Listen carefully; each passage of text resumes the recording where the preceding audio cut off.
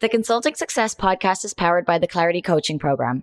If you'd like to work directly with the Consulting Success team and receive personal coaching and support to optimize and grow your consulting business, marketing, and revenue, visit consultingsuccess.com to find out more and apply. Welcome to the Consulting Success Podcast. I'm your host, Michael Zapersky. In this podcast, we'll dive deep into the world of elite consultants, where you'll learn the strategies, tactics, and mindset to grow a highly profitable and successful consulting business. Hey everyone, it's Michael Zapersky, and today I'm here with Nick Jankel. Nick, welcome. Hey, how you doing? Fantastic. Great to have you on. You are a leadership coach, you're a speaker, a consultant. You've worked with organizations like HSBC, Walmart, Unilever, Lego, Novartis, a whole bunch of other well-known brand names. But before we dive into all that, I want to go back in time a little bit to when you were 24. So I guess that was last year, right? Whew, let's be honest, it was a couple of years ago. Yeah, there we go. Been a little while, right? It's been a while. Yeah, I was thinking today in advance of recording this, how long I've been a consultant for. And it's been 23 glorious years. Fantastic. Yeah, I mean, I'm not too far off. I think it's been about 21 years on my side. But going back to when you were 24, so you co-founded a company that grew pretty considerably, and you had very well-known clients like Disney and Diageo and the BBC, Microsoft, a whole bunch of others. First of all, you're 24 years old. How did you land those clients? Because clearly being young and kind of quote unquote inexperienced didn't hold you back. So kind of take us to that time when you're 24. First of all, what were you doing? What was the company? Just talk a little bit more about that. And then really, how did you go about landing such well-known names?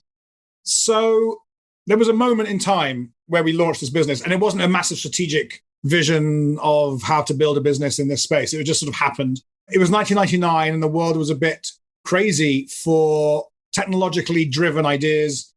.com stuff was the meme. And so my relative youth, I'll say because I had a very amazing business partner, our relative youth wasn't a problem. In fact, it was a benefit because we were of the moment, but we did have to catch up very quickly. So I was working in an ad agency, as was he, and I was a strategist. So I was kind of already a consultant, but in a way that the company couldn't really monetize it, because an ad agency doesn't really charge for the consulting piece. It gives it away for free, or it did anyway in those days. And we were being approached by lots of .coms saying, look, we've got 20 million. Can you do us a PlayStation, Wonder Bra, Nike, which are all the clients I was working on. The agent didn't know how to deal with these people. They didn't have a customer proposition. They didn't have a brief. They didn't have a clear idea of their brand. They didn't have a brand architecture. They didn't have anything, really. Just some money and even only a vague idea often. And some people running around in a warehouse, kind of pretending they're busy. And we went, hold on a minute. We should be creating the agency of the future, which is you charge for the thinking, the ideas, the creative strategy, and then you execute neutrally across, if it's PR, if it's whatever. And this is way ahead of its time, because that's now more of a thing, but it's still not even really a thing. Mm-hmm. And because it was technology, it was an area that people thought we could get away with it, basically. Right. But the agency didn't invest in us, but it gave us some space and some computers, which gave us a bit of breathing room and a bit of salary. So it was good, nice little spaciousness. But it soon became very clear that the agency network, one of the big agency networks, they own half the world. They thought we were essentially a digital agency, which they wanted us to be. And we knew we weren't that. We knew we were a strategy consultancy, like a McKinsey, but a creative strategy. So insight-driven, creative, innovative strategies for companies. Then the .com bust happened, and we had to pivot like a ballerina and find a client base. And we hit up big companies who wanted innovation. And we forged ourselves as the innovation industry forged itself. And we were only one of a handful of innovation consultancies. And we just learned a hell of a lot along the way. Every day was just endless learnings. Still is really, but definitely then.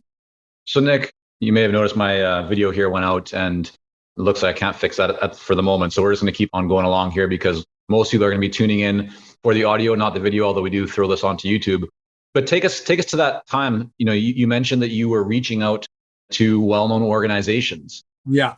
What gave you the confidence to do that? And how did you actually do that? I mean, was it as simple as sending an email and saying, hey, we've worked at this agency and we can help you be more innovative in this new kind of digital world? Or just walk us through, like, what was going on? What were you actually doing to get in front of those people? there was a bit of that. Obviously, we had a lot of chutzpah, so that's something that is clear. And we didn't have much to lose, and we didn't have much to think about. So didn't have a mortgage, didn't have kids. So that opened up a potential for, let's just give it a go, right? So there was nothing to lose. That's a big thing to think about. And we definitely hammered on a lot of doors and mostly got no's, which is the general rule anyway, still is. Learned a lot about things, for example, timing, particularly with innovation. Companies, if they're not ready, they're not ready. You can't make them ready, right? So you can encourage and tell and whatever. But the actual big win that happened, our first big win, came from loitering around in LA at the E3 video game show. And my business partner and I at the time had done the brand strategy and launching of PlayStation 2. So we went over to Microsoft and said, hey, you guys have no idea what you're doing. We do. And I think they probably just paid us to not go anywhere else. And at the time, I don't think I kid myself that we were, some kind of genii, but it was a good, lucky moment of lucky timing and a lot of hard work and chutzpah.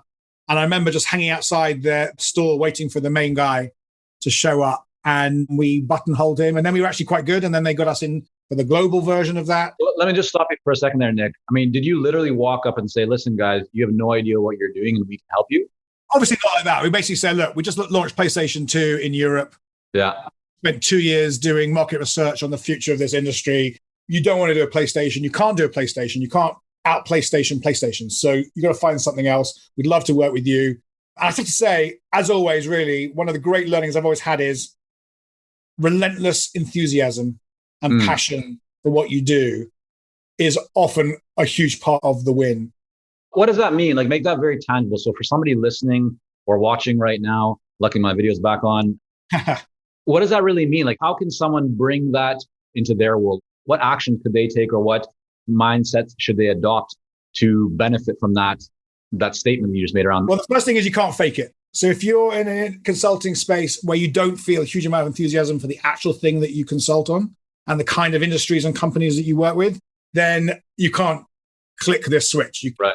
The client has to feel that you genuinely are so excited to work with them and that there's a gratitude there. You're not kowtowing on the floor, but you're going, we would just love to work with you. I don't know how we're going to do it. I don't know what project it is, but we're here. At the same time, you can't be needy. So you've got to find this place of, we're super excited. You give us a call and we'll be there.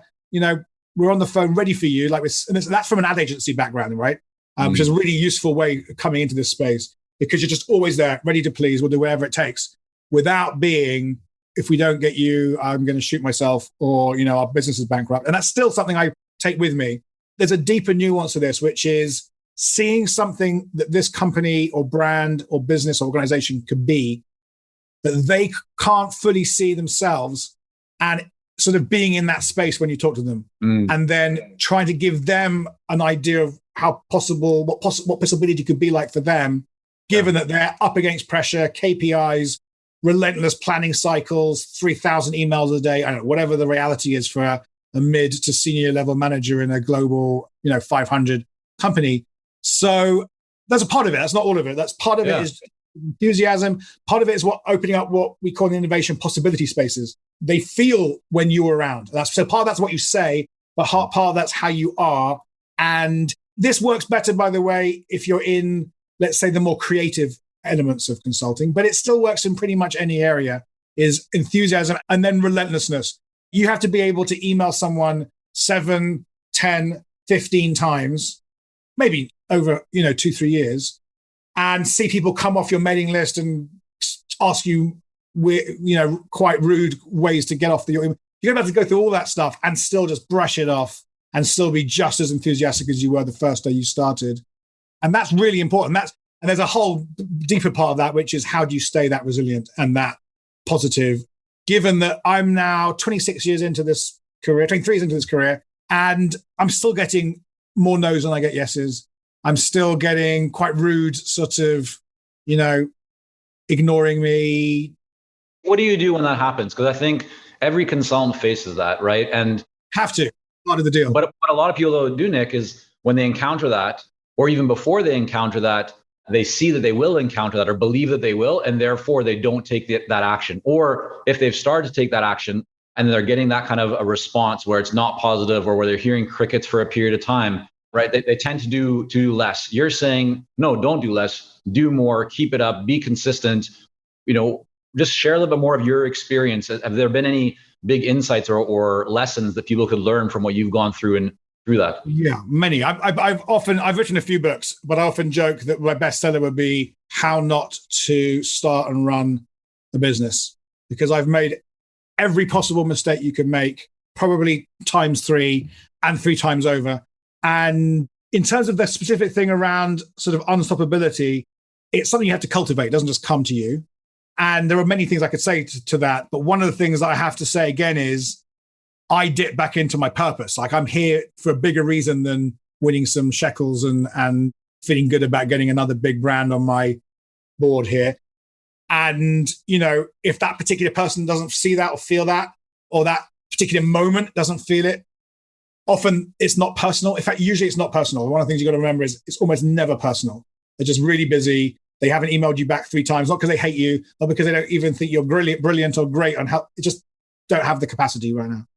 Mm-hmm. But sometimes I email someone, I'm just like, go on, email them again. And I get, boom, absolutely perfect timing. Can you have a call tomorrow?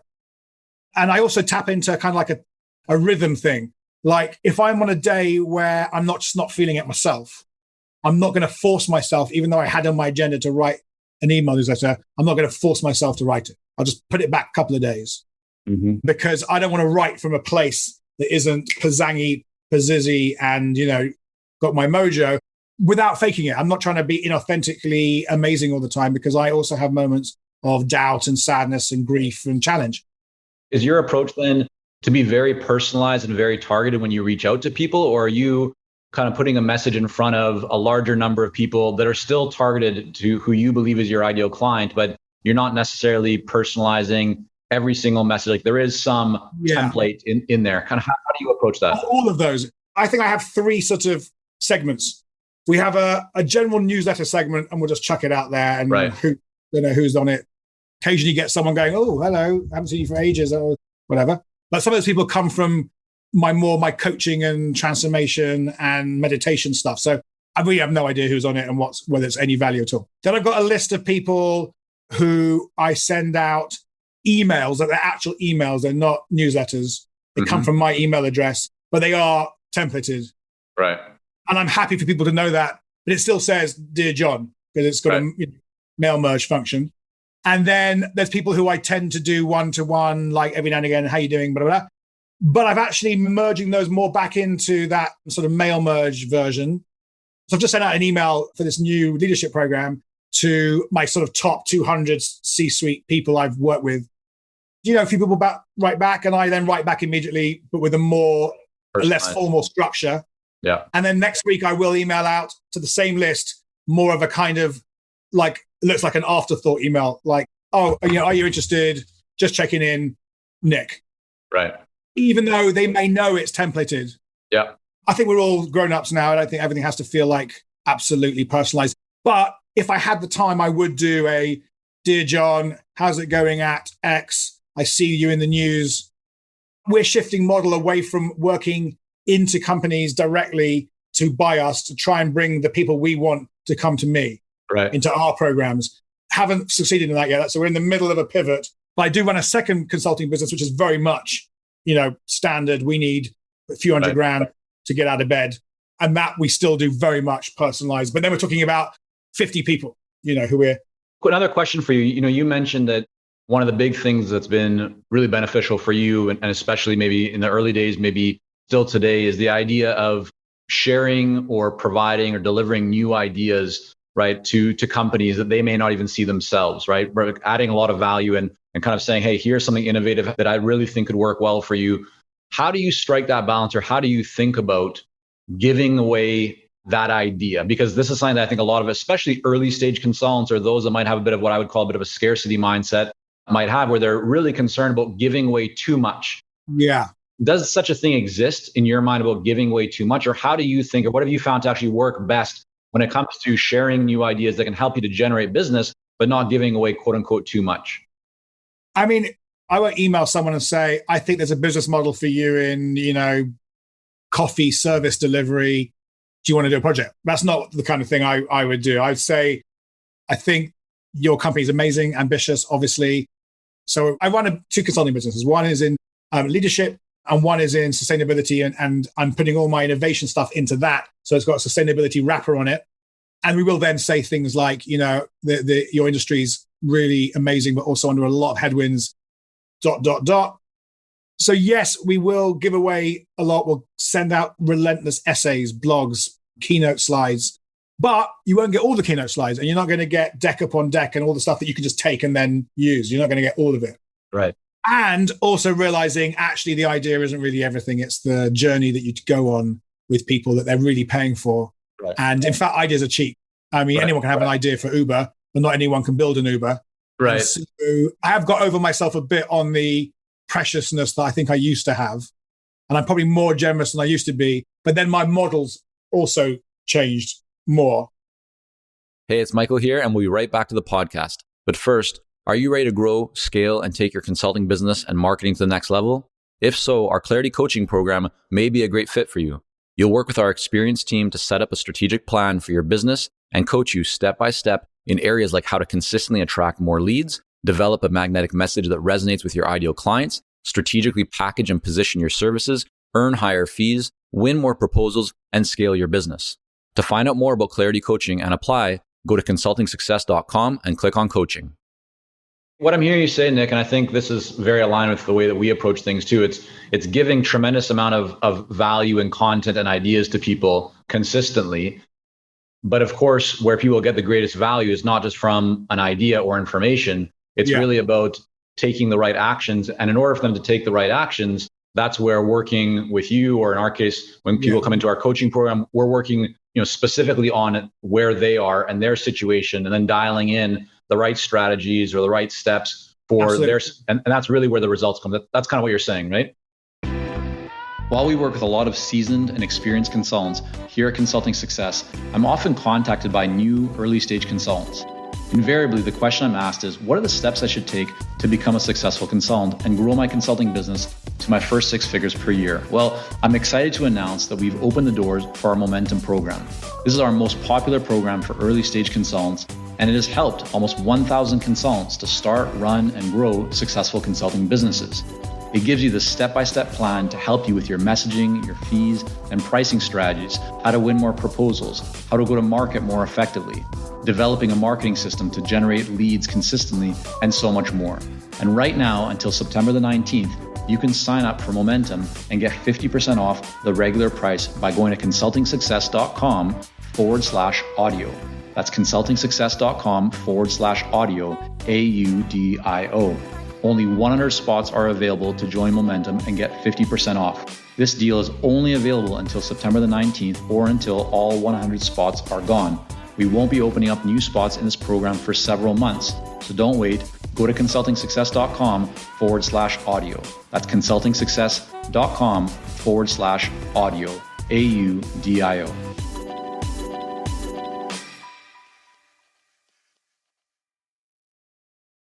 Definitely. I think there are at least 3 different types of consulting in the spaces that I work in. I think it's important for one to know which one you want to be in. And I've been in all of them. Talk about what those 3 are for a minute that you've seen. So I think you've got the kind of, I don't know how to say this politely, but the kind of like, we are the world leaders, masters of the universe in this area. You need us to essentially say yes to ideas so that everyone feels good about it. And that's kind of the big strategy houses, right? They don't always come up with the idea, but if I still hear clients say, well, McKinsey said we should do this. They gave us the, it's like, okay, that's one kind of where they're coming to you to be the big swinging kahuna burger of that sectoral area, right? And I don't do that anymore. It's not my interest. But I do keynote speaking in that space. But then you're just buying me for a keynote, and I'll tell you about my vision of the future of healthcare, blah, blah, whatever. But I don't want to be, your guy to blame that on if you try it and it doesn't work. Then you've got like what I call the body shopping type consultancy, which is basically they don't have the bandwidth or the moxie to do it themselves, or can't be bothered, or having problems with resourcing or whatever. So they'll hire someone in, and then you're selling 300 days a year. And I don't do that either anymore. And then you've got what I do, which is kind of like process facilitation and sort of holding space for people, which is actually the hardest type. I think the most rewarding because also they have the ideas and they do it all themselves anyway. So you're holding them. And we're definitely still learning how to charge for that because it's not always obvious. And sometimes, but you have to be really clear where you're. So it's kind of like you're going to be super generous and then super boundaried at the same time. And actually, I'm a parent. So it reminds me actually of parenting in that I want my kids to have loads of my time, loads of my goodness, all my juice. And there's a boundary. I'm now going into my bedroom. I don't want to be talked to for an hour because daddy needs to sleep. If you want me to come and be back here again later. Obviously, I'm not saying that to a client, but I'm saying, look, we'll give you this. Well, I always say, if it's in our contracts, we will push the dollar you give us as much as we can. But if scope creep starts to happen and we're now really doing totally different stuff and you want 5 iterations of the same deck because everyone's all jerky and jittery, then we're going to have to charge you for that and we're expensive. So beware. And I've also learned to tell them that way before you're going to start charging. So they have the choice to go, well, we don't have any more budget, so we're going to have to turn off the tap. Definitely. It's just the more clarity you bring, the more you foresee what they are going to overspend and where they're going to be disappointed. And I've had quite a few disappointments. They loved the work, they didn't like the bill when it came. And often because they haven't budgeted enough for their big, ambitious stuff, particularly in HR, where everyone thinks you can get away with doing something for £2.50 and it's going to be brilliant. Right. In 2005, you started your company Switch On, which is a leadership and personal development firm with a co-founder, Allison. Tell us about kind of the decision, like why you decide to partner in that business as opposed to just doing something in that space by yourself.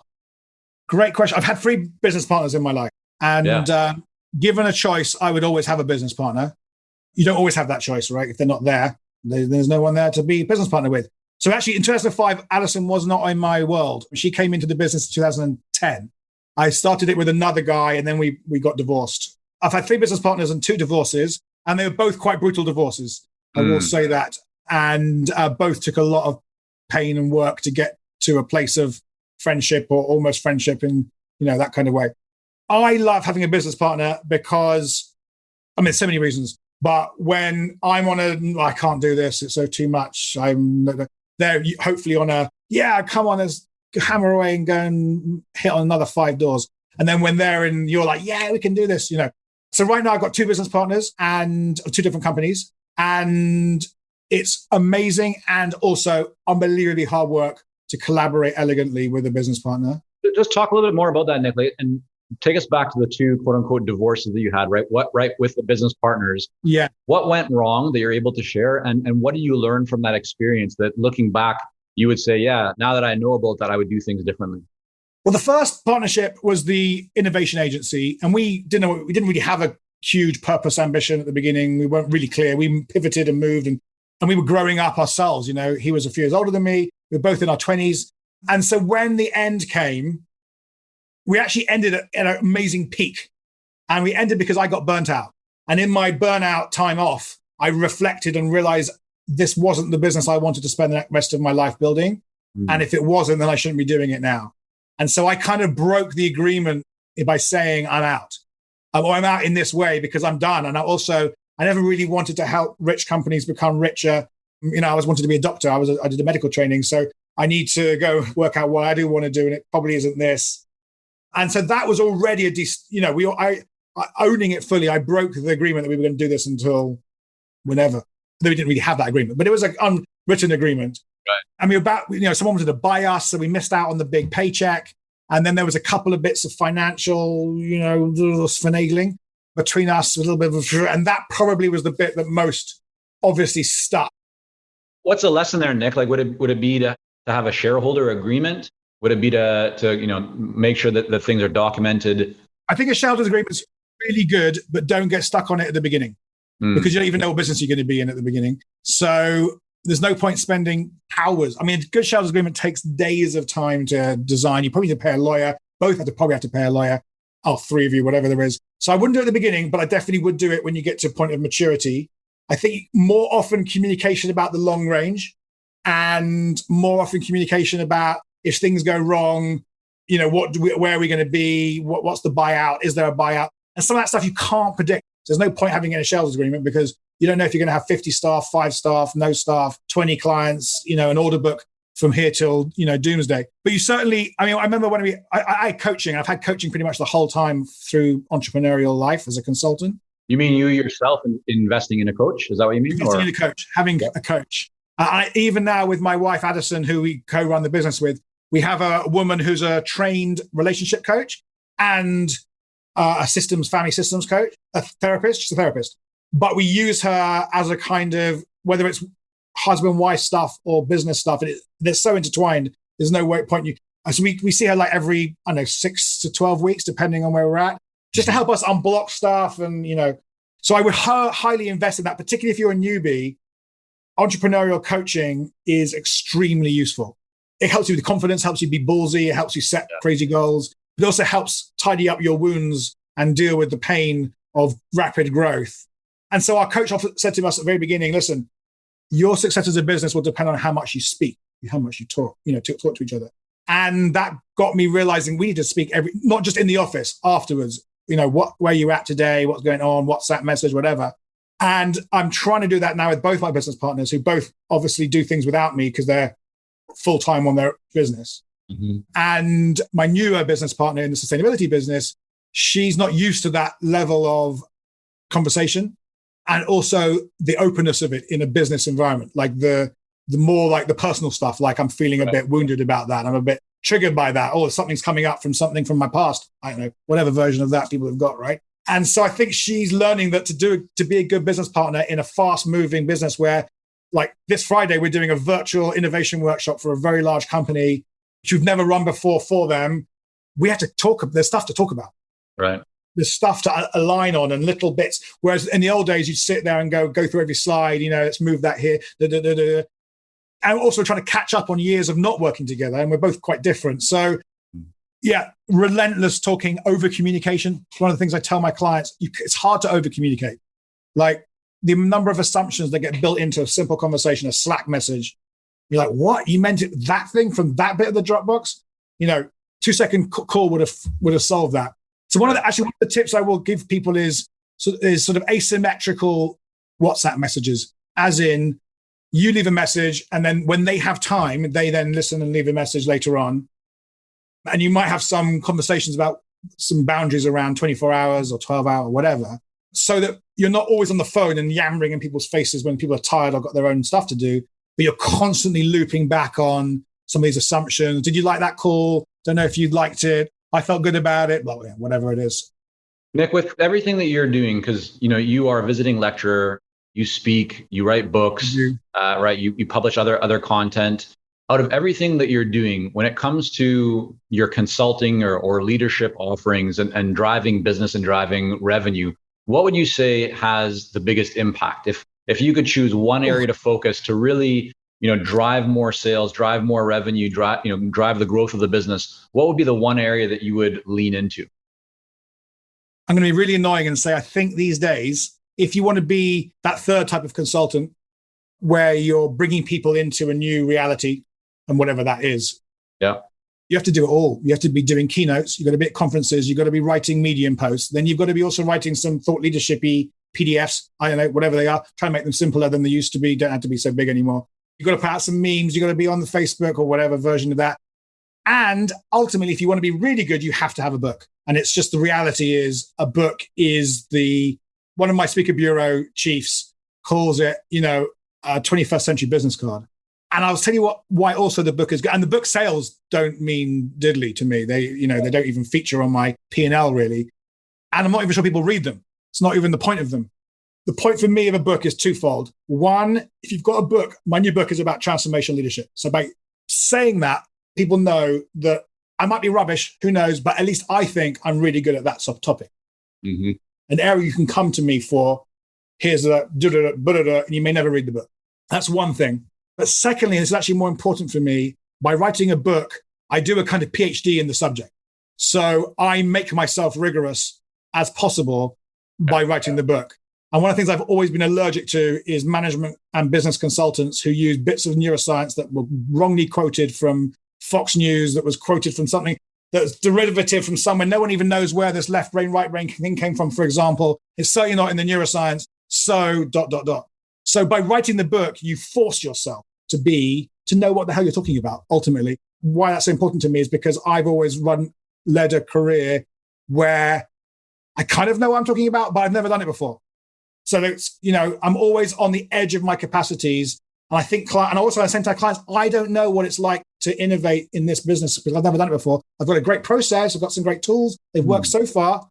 I don't know if I can pull it off, a virtual innovation program for a large company without having a workshop space and post-it notes, but I'll damn as well do my best to pull it off.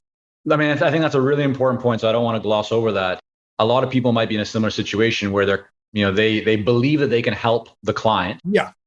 But maybe they haven't done exactly what the client is looking for. Or maybe they believe that they can help somebody in a different industry that they've never worked in before. What would you say to them? What's been your experience when you're entering a new industry where you have absolutely no experience? You believe that you can help, but they don't know that you can, and you don't have the proof that you can. How have you navigated that?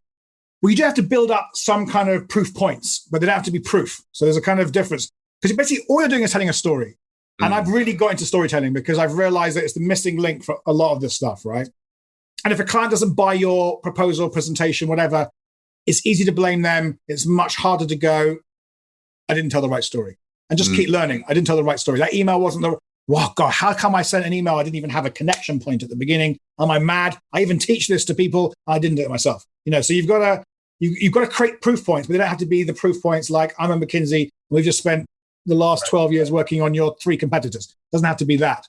Testimonials, the right testimonial, a couple of logos, a little mini case study. Even if you have to push the boundaries of truth, you're not lying, but you're rewriting the case study in a way that on the way in, it wasn't that. On the way out, you realize it was a learning program for, I don't know, X, Y, and Z. You're never lying, and I would urge you never, ever, ever to lie, but you are pushing the narrative to the point without spin. You are reframing what you do to create trust and connection and credibility. But the key of all of it is I still know when I'm at the edge of my capacities, I still know I can put it off.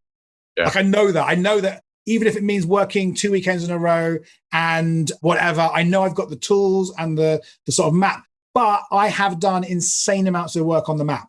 And what I mean by the map is how it all fits together. How does purpose and agility and agile processes, and I don't know everything about agile processes, for example, but when there's a new thing that pops up, that's in the consulting world, I will go on a little deep dive to work out how does it fit in with what I do? Where's its weaknesses? I have to have an opinion on it enough to know if it's right or wrong or the right thing or whatever. And so I'm constantly building my map. So I don't know if anyone plays Fortnite, but on the map, there's obviously little question marks where you haven't been yet. And so I'm constantly finding my question marks and going, okay, Six Sigma, what the hell's that? Okay, blah, blah, blah, Kaizen, let's go on a little Japanese deep dive. Whatever it is, I need a map, even though I only do one tiny bit of it, I need to have the map because that's the bit that gives me confidence in myself.